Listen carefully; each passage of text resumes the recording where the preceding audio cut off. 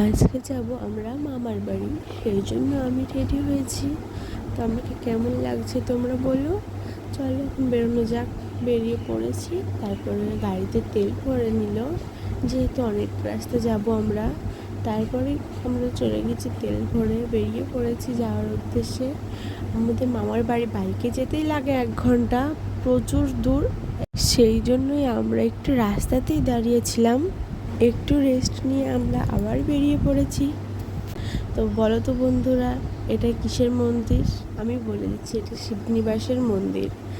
মন্দির পার করে আমরা চলে গেছি নদীতে, যেহেতু আমাদের নদীর ব্রিজ পার হতে হবে, সেই জন্য আমি যাচ্ছি হেঁটে হেঁটে, আর তোমাদের দাদাভাই যাচ্ছে বাইকে। তো দেখো চারপাশের ভিউটা কত সুন্দর লাগছে। এই যে আমরা দুজনেই পার হচ্ছি। পার হওয়ার পর আমরা আবার বেরিয়ে পড়েছি, পৌঁছচ্ছেই না, কতক্ষণ ধরে যাচ্ছি। তারপরে আমরা ফাইনালি পৌঁছে গেলাম মামার বাড়িতে। মামার বাড়িতে পৌঁছে একটু রেস্ট নিয়ে আমরা গেছিলাম একটু নদীর ধারে ঘুরতে। ঘুরতে গিয়েই দেখছি ঝড় উঠে গেছে, দেখো কত সুন্দর লাগছে। তো আমি একটু ভিডিও বানাচ্ছিলাম আর কি। তারপরে আমরা খাওয়া দাওয়া করে আবার বেরিয়ে পড়েছি বাড়ির উদ্দেশ্যে। আমরা বাড়ি চলে এসেছি। আজকের ব্লগটা এইটুকুই, দেখা হচ্ছে তোমাদের নেক্সট ভিডিওতে। আমার ভিডিওটা যদি তোমাদের ভালো লেগে থাকে, তোমরা লাইক, কমেন্ট এবং ফলো করে আমার পাশে থাকবে। টাটা বন্ধুরা।